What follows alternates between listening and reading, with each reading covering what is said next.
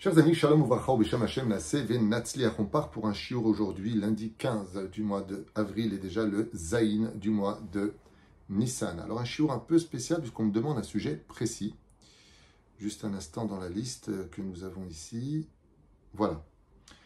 Donc shiur acheté par Denis Guinepa, si je prononce bien, Ben Marie-Thérèse Meinier. Donc un Ben Noach qui demande thème la faute d'Israël dont parle Yecheskel dans le chapitre 16. Un sujet intéressant, on est dans Yecheskel, un des trois grands prophètes d'Israël. Il y a eu 12 petits prophètes, et puis il y a Yecheskel, Yirmiyahu et Ishayahu. Donc le prophète Jérémie, entre autres, Bezrat Hashem, qui font partie donc des trois grands prophètes d'Israël. Les prophéties de ces grands d'Israël sont empreintes de messages divins qui s'adressent à l'ensemble d'Israël et à ne pas tomber dans le piège comme malheureusement sont tombés des chrétiens, pensant et en traduisant à leur façon de comprendre les choses qu'il s'agirait d'un seul juif puisque le texte est dit de façon singulière. Donc on va un petit peu expliquer de quoi est-ce qu'il s'agit. C'est un sujet d'étude de texte et bien entendu les références de la Torah qui ont été écrites depuis des décennies, le Chaim Tovim ou le Shalom, Be'ezrat Hashem, pour pouvoir, expliquer un petit peu et non pas tomber dans la confusion où les expressions n'ont pas du tout leur place.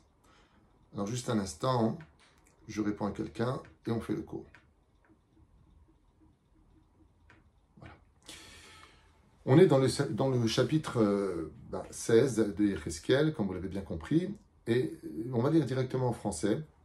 Alors, ce qu'il y a de très gênant, c'est qu'il y a une énorme différence, mais vraiment énorme différence, entre l'hébreu et le français. C'est vraiment une différence incroyable, dans le sens où ça fait un peu chrétien à entendre quand c'est traduit. Par contre, en hébreu, les significations sont tout à fait différentes, ce qui fait que si on ne comprend pas l'hébreu, si on ne traduit pas l'hébreu dans sa compréhension, dans son étymologie, on tombe un petit peu à côté de ce que veut nous dire la Torah. Et ça, c'est très important de le comprendre. Même si on peut en ressortir d'une certaine façon de l'extériorité, on ne comprend pas son intériorité. Alors moi, ce que je vous ai fait, eh bien, je vous ai noté tout simplement, vous voyez, recto verso, en hébreu, les explications de Chachamim que je vous traduirai avec ces intentions par rapport à ça. Alors, de quoi nous parlent ces versets-là?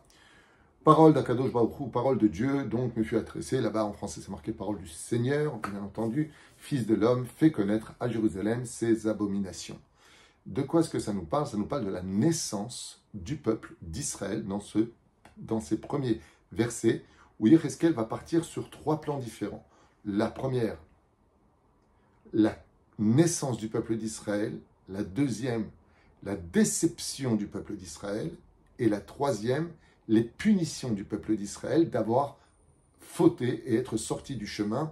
Donc on parle des prophéties qui vont traverser en réalité une grande partie des péripéties du peuple d'Israël où on va tomber et retomber et retomber. Pourquoi? Dû à un libre arbitre énorme. Ce qui fait que Dieu s'adresse à Israël comme une entité et non pas à un seul juif comme auraient voulu le comprendre d'autres religions. Tu diras donc, Yecheskel qui est prophète, ainsi parle Dieu à Jérusalem, de par tes origines, de ta naissance, tu es du pays de Canaan. Ton père était Amorite et ta mère était Hittite. Donc on parle ici du kivouch de Yoshua bin Nun, on parle de l'origine d'Abraham, l'origine de Sarah, on parle de l'origine du peuple d'Israël, la conquête de Jéricho, on parle de tout ce qui s'est passé dans son ensemble des choses. À ta naissance, il ne parle pas d'un homme, il parle d'Israël.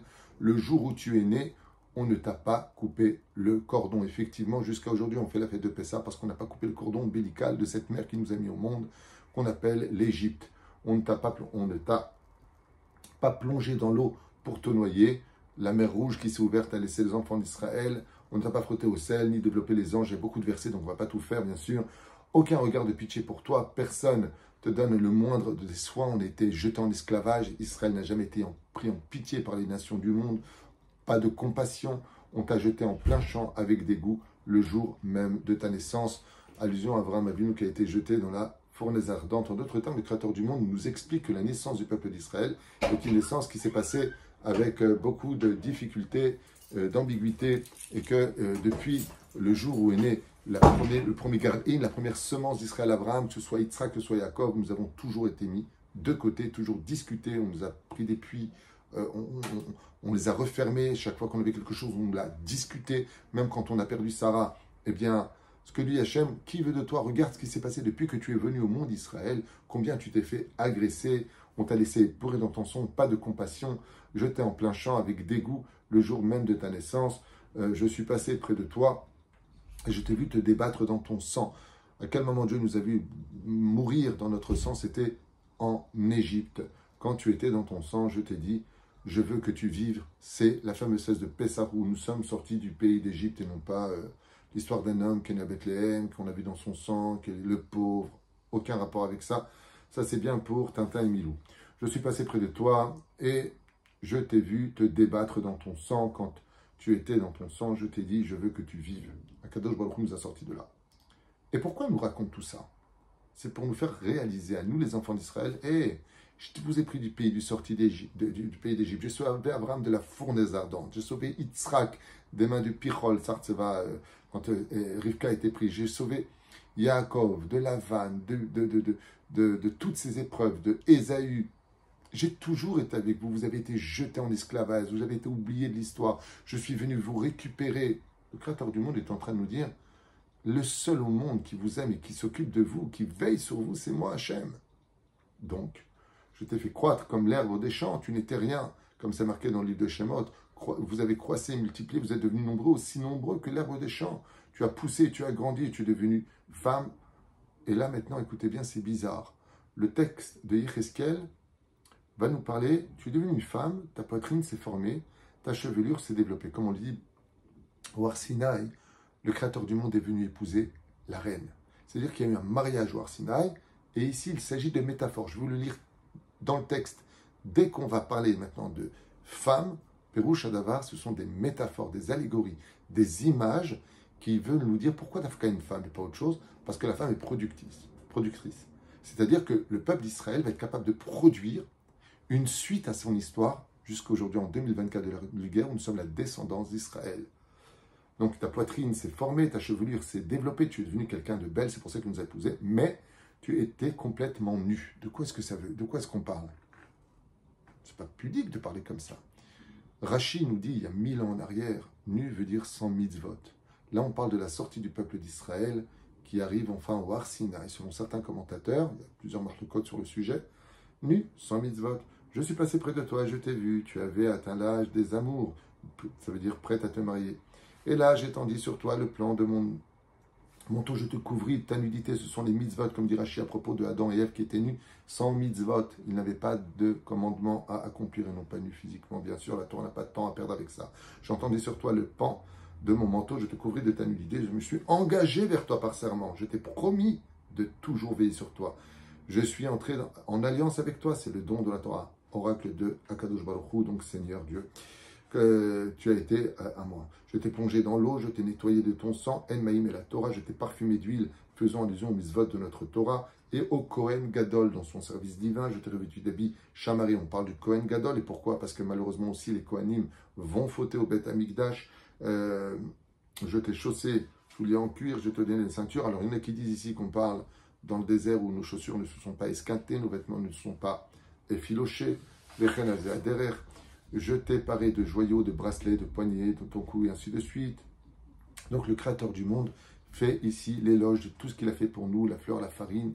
Je t'ai tout donné, Israël, faisant allusion à la manne, à tout ce que Dieu a fait pour nous. Tu devins de plus en plus belle et digne de la royauté pour laquelle je t'ai choisi. Je t'ai donné la terre, ainsi de suite. Je t'ai renommé, repentis parmi les nations.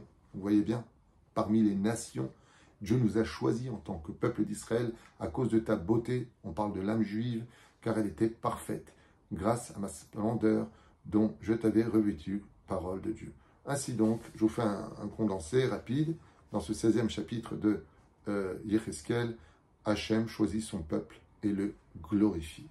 Et là, réponse, malheureusement, comme on en a fait plusieurs cours qui s'appellent Nos sages racontent, l'akfiyut tova, l'ingratitude des enfants d'Israël, malheureusement, Israël, mitzad Israël, chataim chamurim, va fauter. Pourquoi va fauter? Parce que plus Dieu nous donne de mitzvot et de Torah, et plus de l'autre côté, le libre arbitre grandit.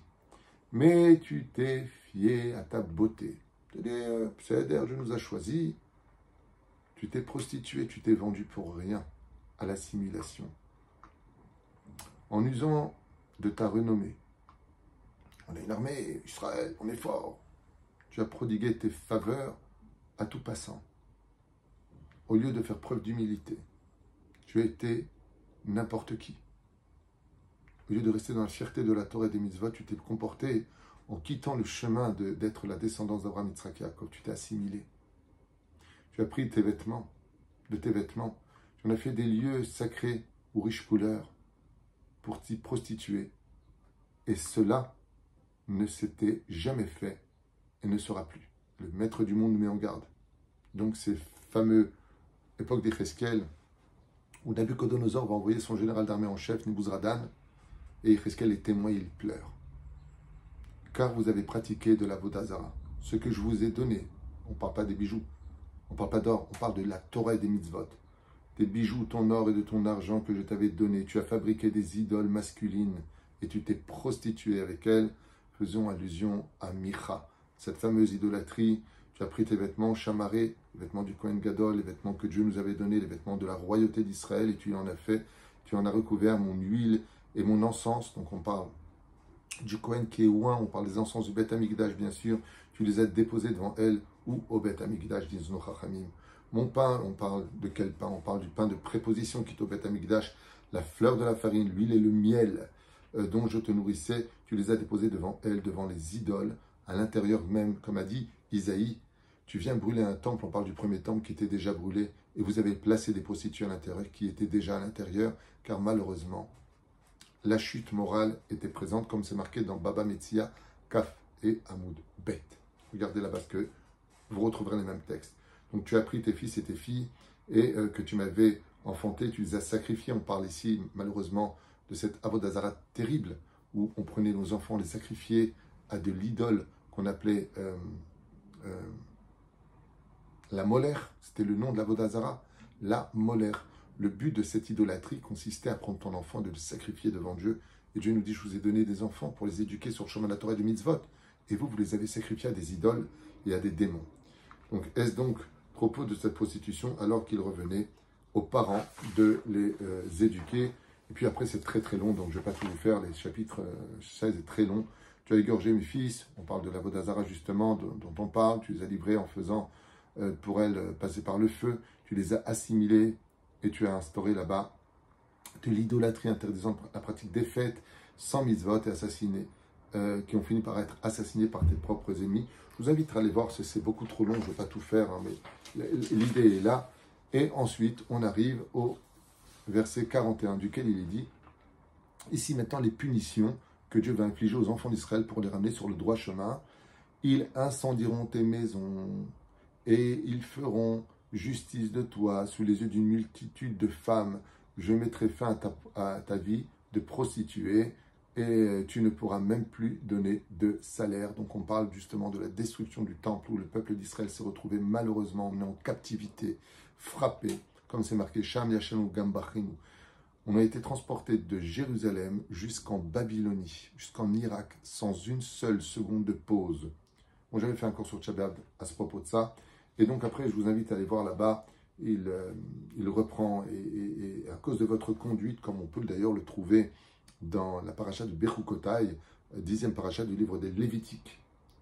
Voici quelle fut donc la faute de Sodome, ta sœur, ton orgueil, ta voracité, ton insouciance, tes involtes, et ainsi de suite.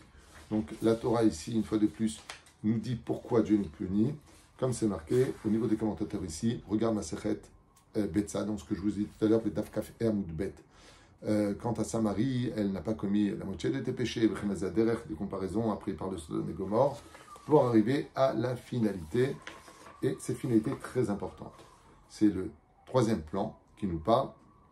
Cependant, moi je me souviendrai de mon alliance. Et Dieu nous dit, malgré tout ce que vous avez fait, votre trahison, d'avoir quitté le chemin de la Torah et des mitzvot, moi je n'ai jamais quitté mon poste, je reste avec vous, car j'ai promis Abraham, Yitzhak et Yaakov, je vous ai promis au Har Sinaï, de rester avec vous.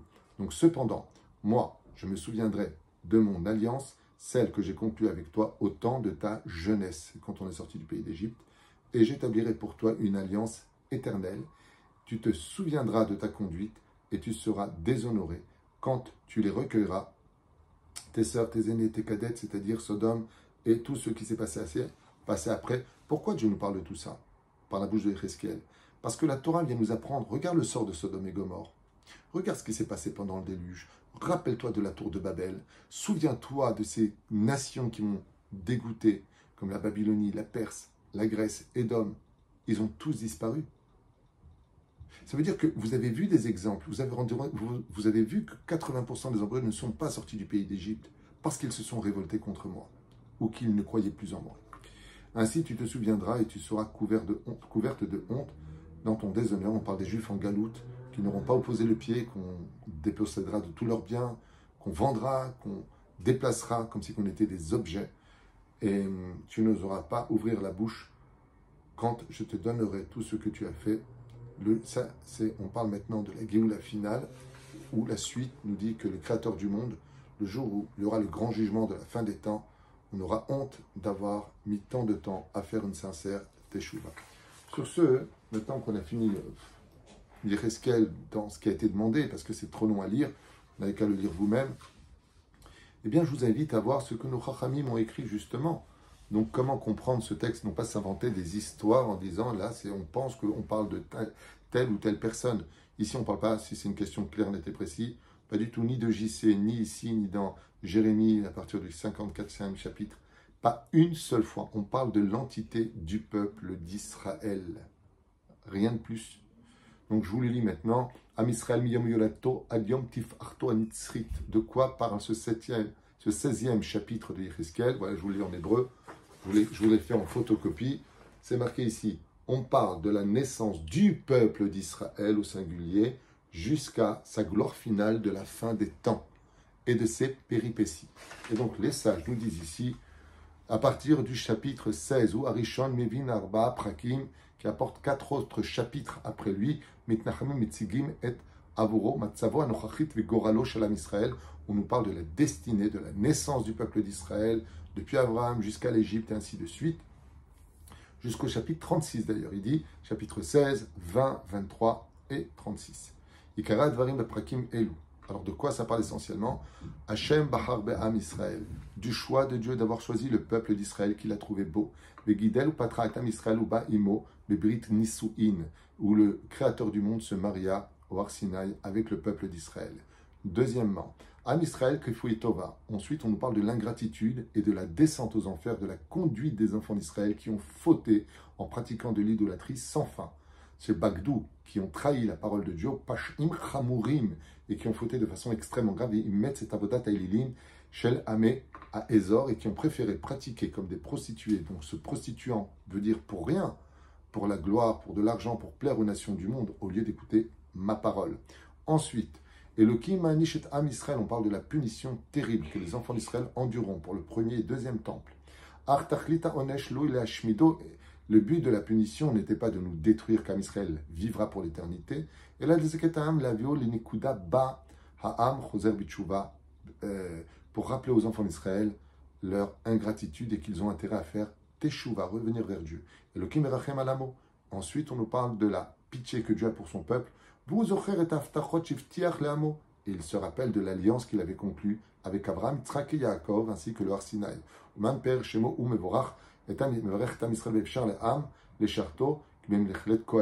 que je vous ai dit? L'huile, les habits, les encens, que Dieu nous redonnera, promesse, Beth Amikdash, et les habits du Kohen, les encens, l'huile. Et Dieu promet de ne jamais échanger le peuple d'Israël contre aucun autre peuple. Ils pourront tous dire, nous sommes la suite d'Israël, nous sommes le nouvel Israël, même pas en rêve, dit le prophète Yézéchiel. Et là, pour elle, mais Dieu nous met en garde sur plusieurs chemins qu'il peut utiliser pour nous réveiller.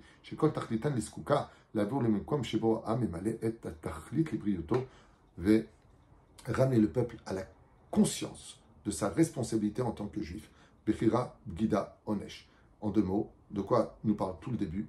le choix d'Israël, la trahison d'Israël, la punition d'Israël et la Géoula. Voilà. Vous avez ici les commentaires de nos Chachamim, qui ne sont pas les miens, hein, bien sûr, sur des commentaires qui datent de 2000 ans en arrière, bien sûr. Arbaat Ashlavim alalu mutzagim et dgima gam leorer sefer shoftim, et font allusion au livre de Shoftim. Vous voyez, les juges. Yecheskel se projette sur le passé, son époque, et jusqu'à la fin des temps, comme il explique ici. Quand on tourne la page, eh bien, Kol echad me'arbat haprakim. Un avis Yecheskel. Alors écoutez bien à propos de l'allusion des femmes pour ce texte qui m'a été demandé. Je vous l'ai fait en jaune, vous voyez ici. Yecheskel mishtamesh bidimouy métaphoria. Le prophète Yecheskel dit et parle aux enfants d'Israël de façon métaphorique à propos de la femme. Pourquoi? Kesher ben Isha le Baala. Pour parler du rapport d'un homme et d'une femme. Tout comme un homme n'accepterait pas que sa femme le trompe, tout comme un homme n'accepterait pas que sa femme soit toujours libre pour des étrangers et pas pour lui. Et il dit, Zé Perouchadava, pourquoi Yecheskel compare le peuple d'Israël à une femme avec sa poitrine, qui est prête au mariage, avec lequel le mari est fou amoureux d'elle, mais Samel est à Yachas Sheben Elokim d'Israël. Dieu, ce qu'il a voulu faire, c'est comparer l'homme et la femme comme le peuple d'Israël avec Hachem, c'est juste une métaphore. Lorsque Yecheskel et la gamme Nevi'im, pas que lui a utilisé ce genre de métaphore, le prophète Hoshea, le prophète Ishaya, le prophète Yirmiyahu. Donc le prophète Hoshea, le prophète Jérémie qu'on a ici, et Isaïe, tout simplement. Tiaru est à Brit ben Elokim le Amo Israël, qui Brit Nisu'in ben Ish le Isha, car Dieu a voulu tout simplement dire à Israël que le comportement, c'est le même que l'histoire d'un couple qui est marié. Tout comme la femme n'aimerait pas que son mari le trahisse, Dieu dit, moi je ne t'ai jamais trahi, alors toi, pourquoi tu parles trop avec des hommes? Pourquoi est-ce que tu te fais belle pour les autres? On parle d'idolâtrie. Ayen Sham, il donne beaucoup de références ici.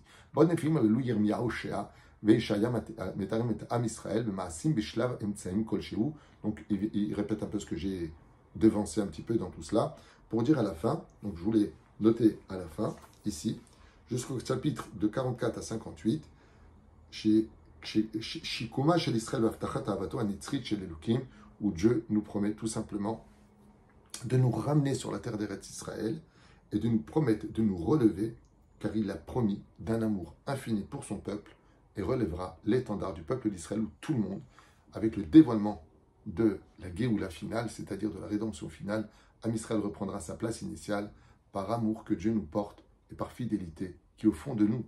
Comme le dit la Gemara, quand un juif faute, Roach Shtut Nichnasbo, c'est juste un esprit imbécile qui l'a pénétré, mais pas plus que cela. Voilà de quoi parle plus ou moins le chapitre 16. Bien sûr, j'ai dû baser certains versets parce que ça parle plus ou moins de la même chose. Ça parle de définitions qui font allusion à toutes les époques, comme il le dit ici. On parle de Shoftim, on parle de la révolte des enfants d'Israël, de la perte du premier temple, où Yecheskel est témoin de tout cela, et il utilise des métaphores. Mais premier temple, deuxième temple, il n'y a aucune allusion à aucun personnage qui viendrait dire, regardez, on parle de lui ici, on parle juste du peuple d'Israël, comme on le voit aussi chez Jérémie et Isaïe. On ne parle que du peuple d'Israël et non pas d'un individu. En ce qui concerne le Messie, alors il faut savoir dans la Torah qu'à chaque génération, il y a un Messie. Il y a un Messie Ben Yosef, Ben David, Bezrat Hashem, et que quand le Mashiach viendra, le vrai, l'unique, eh bien, il n'y aura plus jamais de guerre, puisque c'est comme ça que c'est marqué dans les prophètes. Plus personne ne lèvera de glaive l'un contre l'autre. Donc tant qu'on tombera sur des gens qui diront « nous sommes le prophète » et qu'il n'y a pas de paix dans le monde, il n'y a pas d'abondance dans le monde, il n'y a pas une seule et unique vérité dans le monde, ben automatiquement, c'était juste un imposteur. Baruch Adonai l'Olam, Amen, Amen.